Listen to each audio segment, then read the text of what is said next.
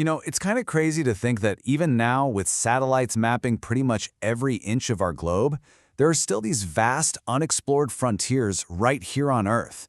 Hidden places completely sealed off for millions of years that might just hold the answers to some of our biggest questions.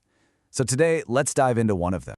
Seriously, just think about that for a second. We're talking nearly 2.5 miles of solid ice, pressing down with just an unimaginable weight.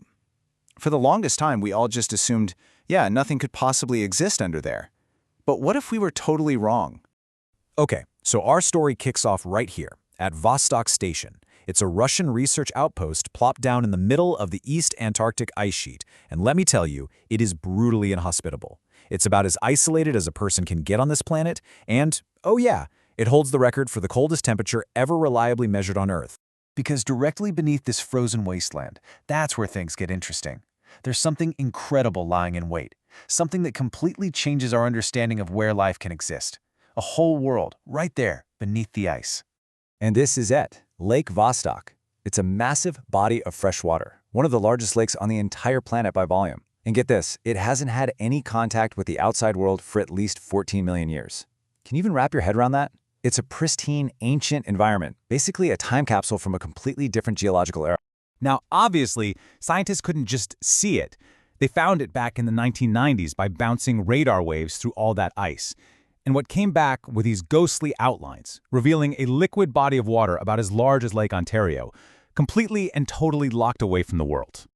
Remember that record low temperature I mentioned? That was measured right on the surface, directly above the lake. We're talking about a cold so profound it can make steel brittle enough to shatter. But deep, deep below, a little bit of geothermal heat from the Earth's core is just enough to keep the lake from freezing solid.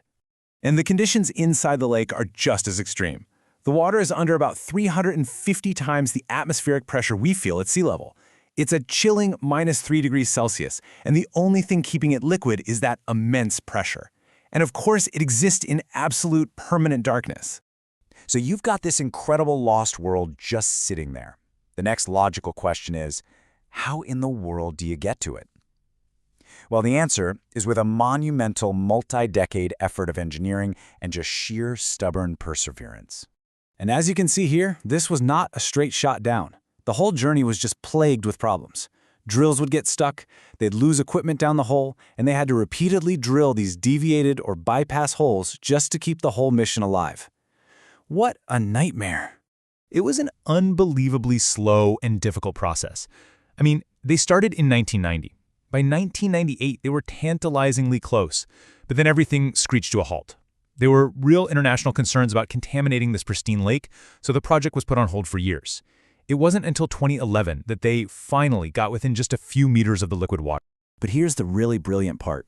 Scientists didn't even have to break all the way through to the lake to get their first sample. In a way, the lake sent a message up to them.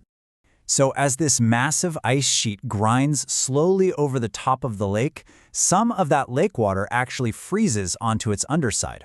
This stuff is called accretion ice, which means the deepest part of the ice core they pulled up wasn't ancient snow, it was a frozen, captured sample of the lake itself. How cool is that? And when they analyzed this accretion ice, they found something absolutely astonishing. The ice, which everyone just expected to be sterile, contained DNA and prokaryotic cells, simple single-celled organisms like bacteria. This wasn't just a dead, trapped world. It was a viable, living ecosystem. But the ice told us even more. It was full of all this microscopic evidence about the lake's environment. Clay and mica minerals, tiny quartz grains, even little rock fragments of siltstone and sandstone. All of it gave them clues about the geology of the lake floor. It was like reading a book written in water and rock. Okay, so here's why this is such a huge deal. This discovery is way bigger than just one lake in Antarctica. Its implications, they stretch far, far beyond our own planet. This is like a roadmap for searching for life elsewhere in the solar system. And this brings us right to the field of astrobiology.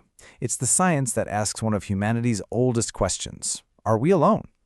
And to answer that, astrobiologists have to look for environments right here on Earth that might mimic the conditions on other worlds. And this just illustrates the connection perfectly. Just look at the parallels between Lake Vostok and Jupiter's moon Europa. It's uncanny. Both are believed to have these vast liquid water oceans hidden under thick shells of ice. Both are high-pressure, zero-sunlight environments. The life in Vostok survives on chemical energy, not sunlight. So the billion-dollar question is, could life on Europa be doing the exact same thing? And this is the real takeaway. Vostok shows us just how incredibly tenacious life on Earth really is. It finds a way to survive in corners of our own world that we thought were utterly barren. It fundamentally expands our definition of a habitable zone and gives us a tangible, real-world model for how to search for life on those icy moons. So, the work at Vostok is far from over. I mean, you could say it's really just beginning.